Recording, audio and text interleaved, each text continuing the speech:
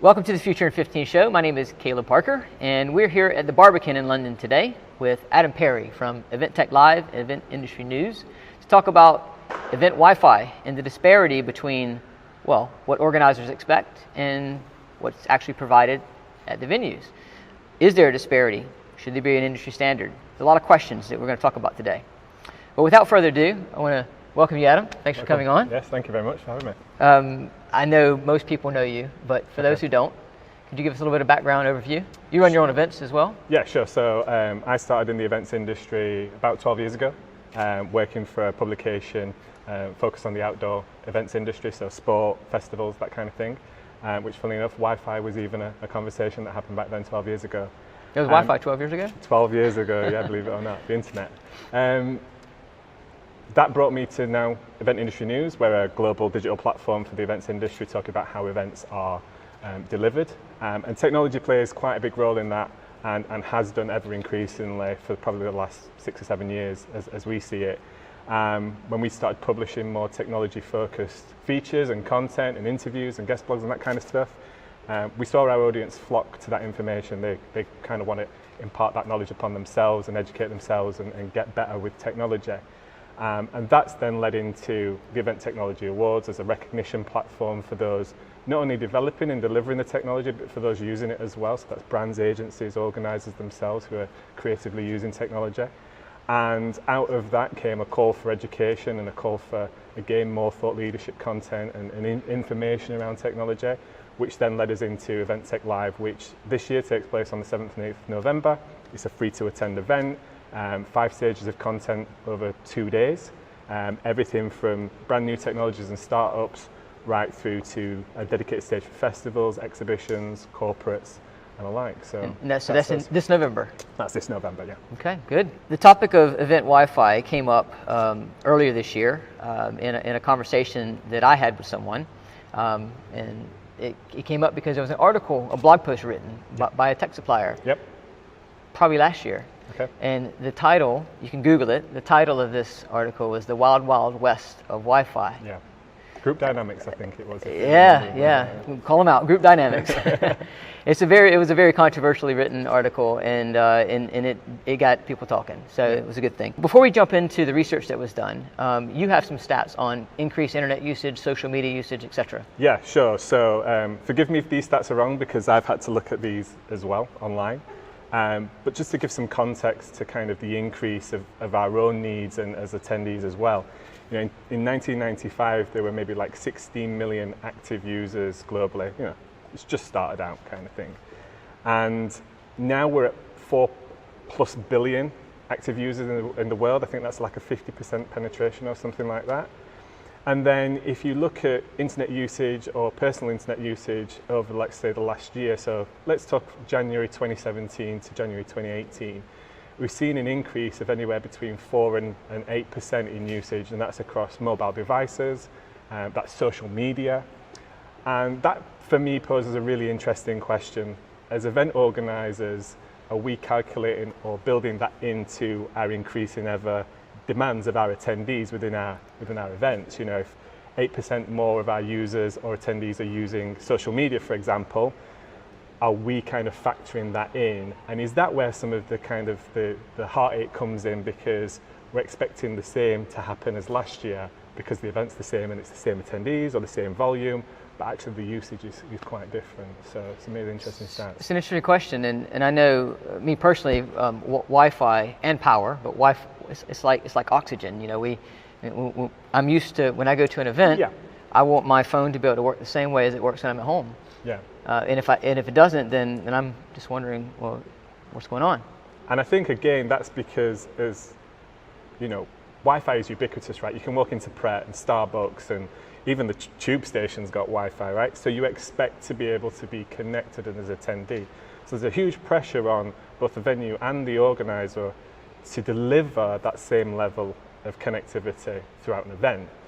But there are so many different factors that affect that it's hard to pin down. Well, that's exactly what we need. That's what we're going to dive into in just a moment here.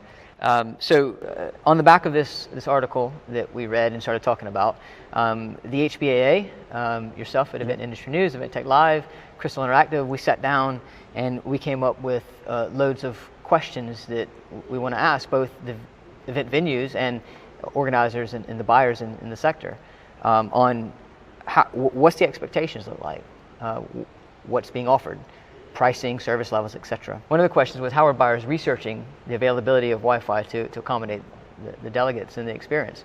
Yeah, there's a lot of buyers that are having that conversation with the venue early on, and that's great to see. They're taking a very forward approach to it and having that before they've even, they're doing site visits and having that conversation with them.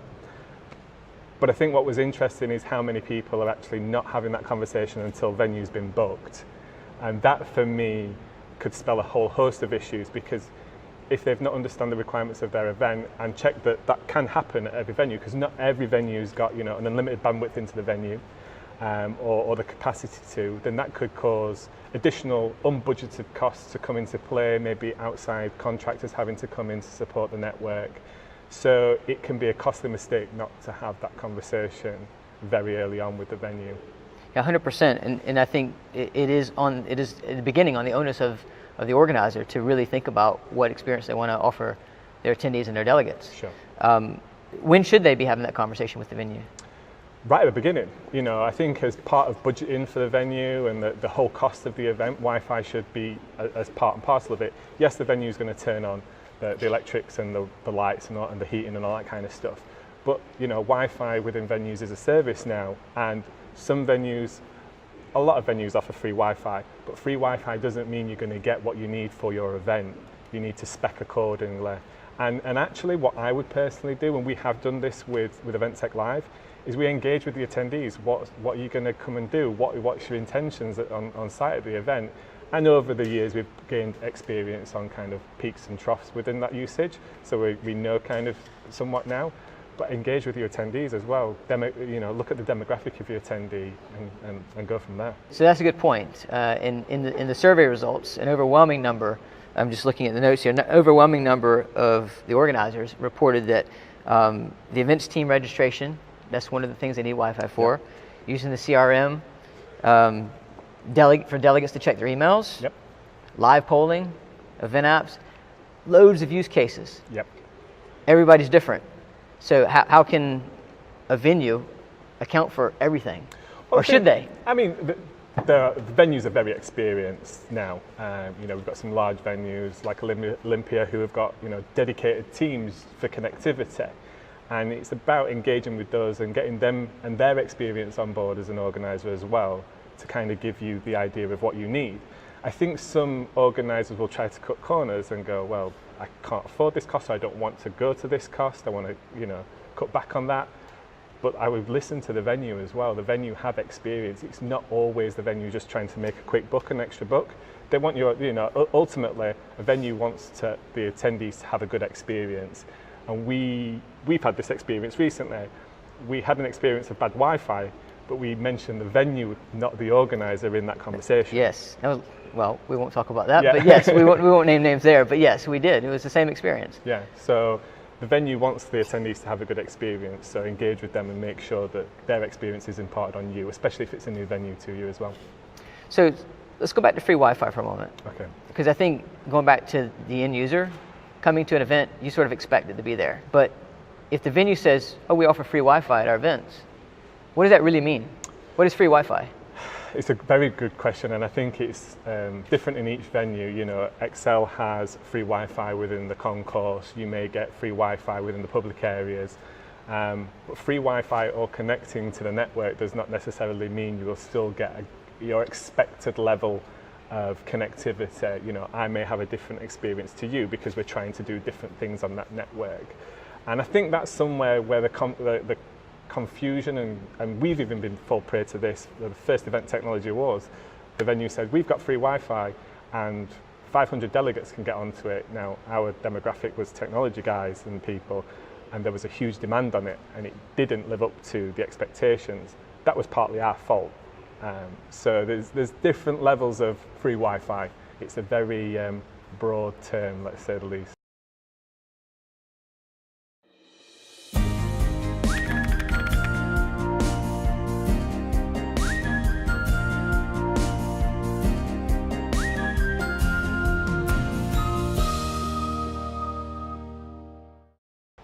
So Adam, one of the responses on the survey was that if the Wi-Fi was not up to standard, the organizer wouldn't proceed with the inquiry.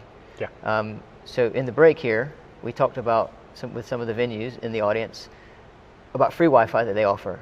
They offer it for free for everyone, accounting for multiple devices. Yep. For multiple uses. Yes. Why doesn't every venue do that?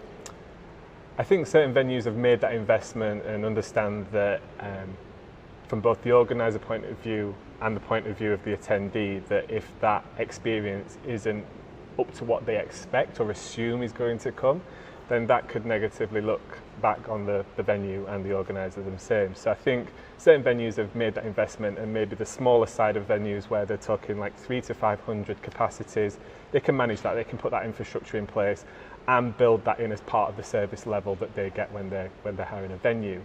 Larger venues, exhibition halls, things like that, that's not necessarily the same case. You know, the events that take place in those venues are very different. They're talking, you know, upwards of maybe 5, 10, 15,000 people at any one time. It's a lot of devices if you count for 3 or 4. Yep, and not only that, then you've got service, you've got a level of production and exhibitor with staff members and things like that. So, you know, the multiples start to go up.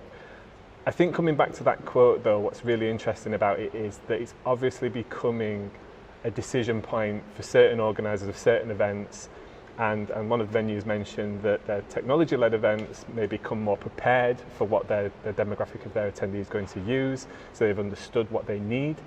I think it's interesting that that's becoming a decision point for some organisers, that if the Wi-Fi is not first class, they're not even necessarily going to go outside and bring a contractor in to help support what they need. They're just discrediting and discounting that venue altogether. Well, if you're attending an event and you go to one event where everything's working just like you're at home, and you go to a different event and it's not, going back to what we said earlier, it's a question about the experience for that end user. Yeah. So it reinforces the point that organizers need to be asking questions of the venue early. Yeah, I think it's a conversation between them both. Venues need to take the approach that they need to engage with the Wi-Fi conversation with maybe less experienced or new clients to that venue, but the buyer needs to engage as well. They need to understand what their requirements are for their event, what the limitations or ability is within the venue, so that knowledge is not the thing that lets people down, it's that lack of knowledge. So, you know, you come into an event and you know exactly what you're getting, then you're going to be happy with the level of service. When you assume things about the venue or the level of service that's then that's where I think the relationship breaks down, and that's where people get bad experiences. So that leads me to the next conversation. One of the questions in the survey was about pain points, and some of the pain points were slow Wi-Fi, and I guess that's for various reasons. Usage, lack of coverage in key event areas. Yeah. Delegates not staying logged in; they have to re-log in again. So why would that happen? Well, let's start with the last point. Yep. Delegates having to re-log in. That's actually a tactic that we use at Event Tech Live. We don't allow people to keep logged in because that's a concurrent user on the network. Sucks bandwidth. It sucks bandwidth. You know, AP points, network points, which allow you to access the internet and being online. You know, they have a limited number in any one area of people that can be connected to it. So we kick people off, but that's a tactic. It may not necessarily be the most amazing experience, but to be honest with you, if you've put your mobile phone back in your pocket or your laptop down and you come back to it an hour later, then you've not been using the Wi-Fi in that time. So. I mean, personally, it's annoying, but it's just my thing. I mean, I would love to be able to keep, you know, 2,000 people connected all at the same time, plus our exhibitors, plus us live streaming and all that kind of stuff. That's not necessarily practical. So it's a challenge for an organizer to manage. But if you communicate that with the attendee, then it becomes a much more conversational thing, and people realise that that's going to happen. So it's not a shock to them. You know, coverage in different areas of the venue, I think that's something you need to feed back to the venue and have a conversation with them. They're looking at ways to improve. I know there's a venue here tonight that are looking at more connectivity. So, you know, it's a continual investment for them as well. The way I would combat that personally, if I had a venue where I knew there were going to be dead patches, then I'd make sure my networking areas and my most popular areas for my attendees weren't in those locations. That's one way I think you can combat that as well. Okay, so let's talk about pricing. So we've talked about free Wi-Fi, but when we looked at the survey results on what organizers are paying, Yes. it was all over the place. Yeah. And I can appreciate the survey was around the world a little bit, but still, we went from 0 to, I think the highest one was like $86,000. $86,000 on the responses. For Wi-Fi? Yeah. I mean, we need a little more context around that, Yeah. right? We need to understand a little bit more detail about that particular response. Could that be 20,000 people? Could be. There was one particular one where I looked and I kind of managed to break it down, which was around 25,000 euros for around 5,000 attendees. Now, I can't imagine that was 5,000 attendees all connected at the same time. I don't believe that's how it was priced, but let's break it down like that. You're looking at €5 per attendee as a price for those to be connected to that event. What stood out for me was some of the additional charges, which I don't personally agree with when you're buying a Wi-Fi service and a network service for your event, which were things like paying for the network name to be changed to the brand of your event. You know, that's something that just makes it easier for your attendees to connect when they're coming to an event. So you're saying that instead of having the network be called the Barbican, it would be called the Future in 15? Yeah, exactly. And they were charging for that? Or just some, you know, ununique number, Okay. kind of. Yeah, there was lots of charges. I think one respondee even said that they paid £500 for that, which doesn't seem a lot overall maybe, but if you're only a small event, that could be quite a substantial amount of your budget. And I'm not saying there isn't any work involved in it, but I don't think it's any huge level of manpower or creativity that's involved in changing the network name. That should, for me, come part and parcel. So. Well, it goes back to the topic of that article, the Wild Wild West. Gives the perception that venues or their partners are just arbitrarily charging. I don't, maybe that's happening, but maybe it's not in some cases. Can you clarify that? Yeah, I think in defense of venues, they've paid a huge amount of money for infrastructure and they need to keep up and maintain that and man it and make sure that it's working round the clock, because if it comes to the crunch of the event and that Wi-Fi network or that connectivity isn't working, then the onus falls on them. So there is a cost in delivering that and a continued cost in upgrading it. I think where the industry is frustrated somewhat is just the huge range of pricing. Again, coming back to the survey results, there was one respondee that said we paid £6,000 for connectivity at the venue that we chose. We had like-for-like quotes for the similar level of connectivity at other venues at half the price. So where's the additional cost in that? Maybe there's something we're not seeing, maybe there's something about the venue, but to jump by 100% seems a huge figure to kind of, and I think that's what the industry wants, some kind of transparency on Wi-Fi pricing, maybe what's expected, what should be the norm.